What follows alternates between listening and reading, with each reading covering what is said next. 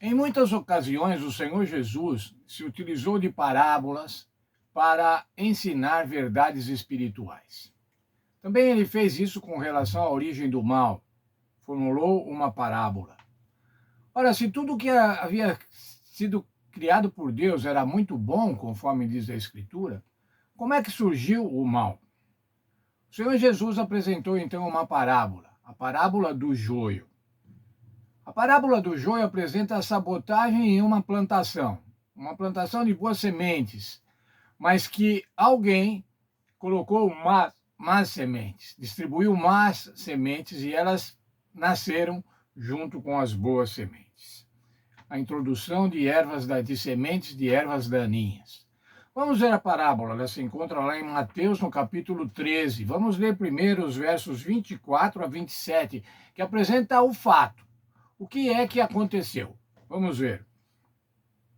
Outra parábola lhes propor, dizendo: o reino dos céus é semelhante a um homem que semeou a boa semente no seu campo. Mas enquanto os homens dormiam, veio o inimigo dele, semeou o joio no meio do trigo e retirou-se. E quando a erva cresceu, produziu fruto, apareceu também o joio.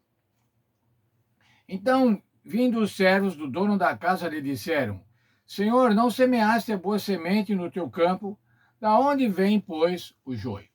Veja, esse era o fato, irmãos, o fato que Jesus estava ilustrando. E o povo, que era um povo de economia também agrícola, podia entender perfeitamente.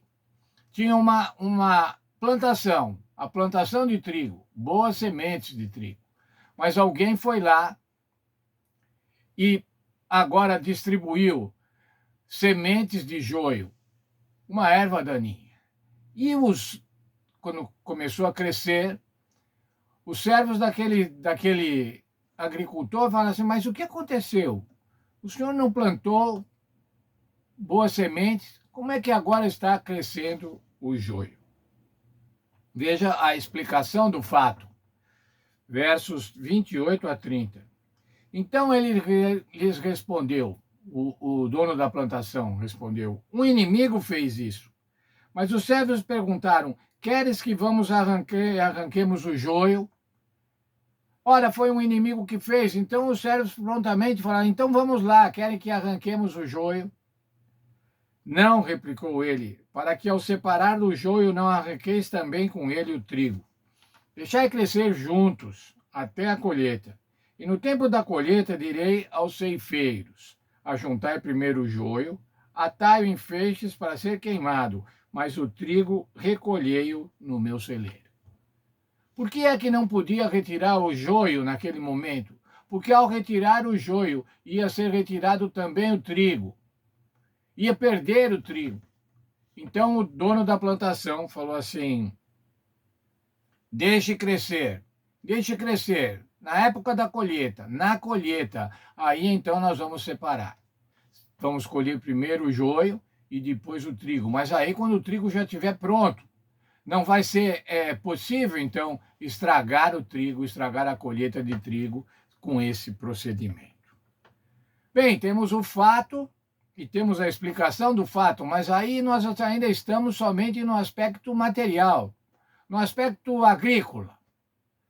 E o Senhor Jesus vai explicar agora o que queria dizer, o que ele queria dizer com essa parábola. Qual o ensinamento espiritual ele queria dar para o povo.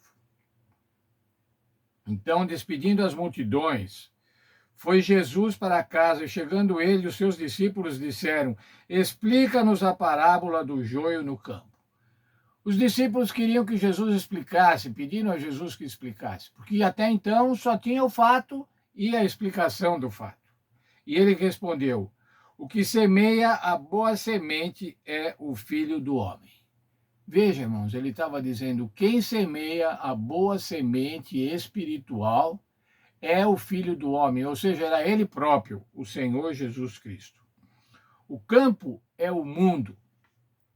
Onde é semeada a boa semente? Onde é semeada a mensagem do Senhor Jesus? No mundo todo. A boa semente são os filhos do reino e o joio são os filhos do maligno. Quando é semeada a boa semente no mundo, nascem os filhos do reino. Medram os filhos do reino. E também o joio são os filhos do maligno. Também o joio, quando é semeado no mundo, faz nascer os filhos do maligno. Continuando ainda. O inimigo que o semeou é o diabo. Quem é que semeou os filhos do mal? Quem é que semeou o mal? Quem colocou o mal nesse mundo? Foi Satanás, foi o diabo. Esse é o inimigo. O inimigo do Senhor Jesus Cristo. Olha, Jesus Cristo semeou a boa semente. E agora Satanás semeou, então, o mal. A ceifa é a consumação do século e os ceifeiros são os anjos. Quando é que vai se dar a ceifa? A ceifa vai se dar por ocasião da volta do Senhor Jesus Cristo.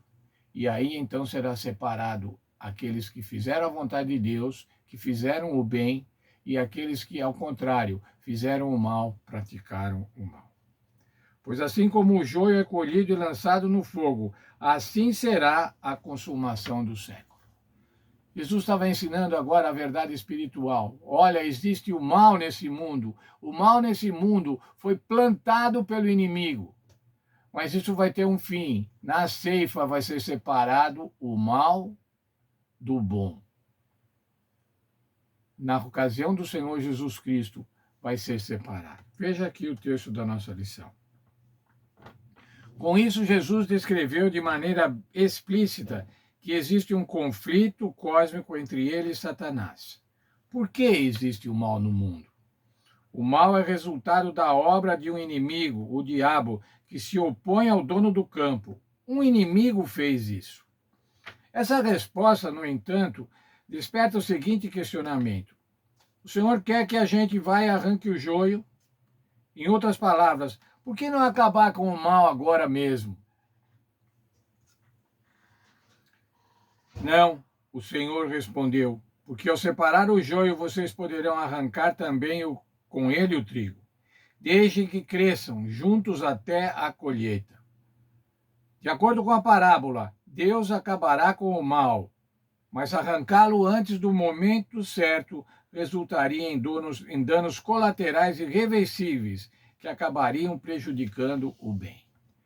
Por que é que o Senhor Deus ainda não acabou com o mal? O Senhor Deus tem as suas razões, as suas boas razões para isso. Como o dono do campo falou, olha, se fizer isso, se quiser arrancar o joio, vai prejudicar também o trigo. Se o Senhor Deus tivesse acabado com o mal de uma maneira imediata, teria causado danos irreversíveis a todo o restante do universo. O Senhor Deus tem seu tempo. Muitas vezes, irmãos, nós achamos que o Senhor tarda, ou que o Senhor já devia ter tomado determinadas atitudes. Bobagem, irmãos. Pretensões humanas de achar que Deus deve fazer as coisas em determinado momento. O Senhor sabe o momento certo. E no momento certo ele vai agir. No momento certo ele vai fazer a colheita. No momento certo ele vai separar o joio do trigo. Não somos nós hoje que devemos separar o joio do trigo.